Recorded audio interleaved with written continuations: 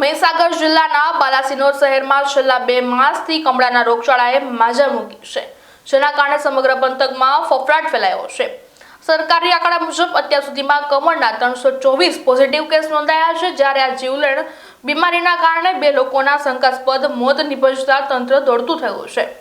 બાલાસિનોર નગર વિસ્તારમાં કમળાના વધતા જતા કેસોને લઈ જિલ્લા કલેક્ટર એક્શન મોડમાં આવ્યા છે અને નગર વિસ્તારમાં આવેલી પાણીની ટાંકીઓ અને આરોગ્ય વિભાગના સર્વેનું કલેક્ટરે નિરીક્ષણ કરી કમળાના વધતા જતા કેસોને લઈને આરોગ્ય વિભાગે 52 ટીમો સર્વે માટે ઉતારી છે। જિલ્લા કક્ષાના આરોગ્ય વિભાગના ડોક્ટરોને વોર્ડ દીઠ મૂકીને સર્વેની કામગીરી ચાલુ કરાવવામાં આવી છે। જિલ્લા કલેક્ટર અર્પિત સાગરે બાલાસિનોર નગરવાસીઓને પાણીજન્ય રોગોને લઈ સતર્ક રહેવા જણાવ્યું છે। હવે મહીસાગર જિલ્લામાં બાલાસિનોર નગરપાલિકાના વિસ્તારમાં જૂની જો પાણીની લાઈન છે આ કરીબ 70 યર્સ જૂની છે અને સીવેજની લાઈન પણ પાસે જ છે, તો આ માટે થોડું પાણી મિક્સ થાય છે અને કન્ટામિનેશન થયા છે। કઈ એક વિસ્તાર જો નગરપાલિકાના છે આ અફેક્ટેડ છે। આ માટે અમારી હેલ્થ ટીમ, નગરપાલિકાની ટીમ સતત કામ કરે છે। હેલ્થ ટીમના ટોટલ સર્વે કરીબ 15-20 દિવસથી ચાલે છે।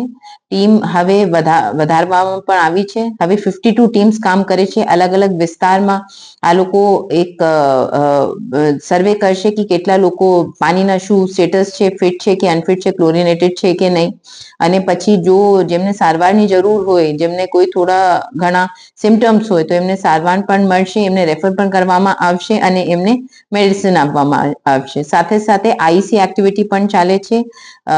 હેલ્થના ટીમ પણ આઈસી કરે છે અને નગરપાલિકાની ટીમ પણ આઈસી કરે છે, જેવી કે લોકો તક અવેરનેસ પહોંચે કે કેવી રીતે પાણીના ઉપયોગ કરવાનું છે, ઉકાળવાનું છે ને ત્યારે જ પાણી પીવાનું છે।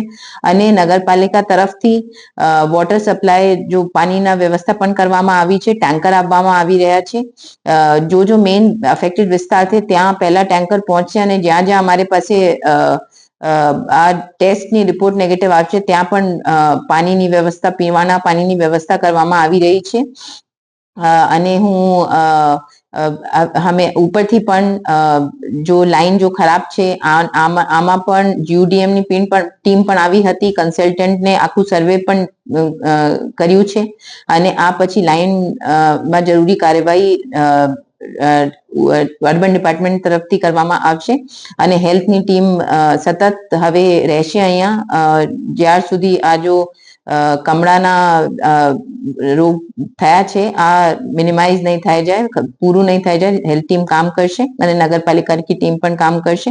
આજે આ માટે જ આ વિસ્તારોની મેં વિઝિટ પણ લીધી હતી, જેવી કે જો કામ છે વ્યવસ્થિત રીતે થશે અને રિવ્યુ પણ કરવામાં આવે છે।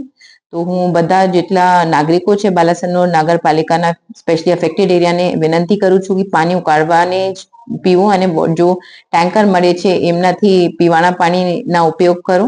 અને જો કોઈ સિમ્ટમ્સ આવે કોઈ પણ કમળાના તો તરત જ જો પાસની અમારી હોસ્પિટલ્સ છે ત્યાં તમે જઈ અને તમારી રિપોર્ટ કરાવી।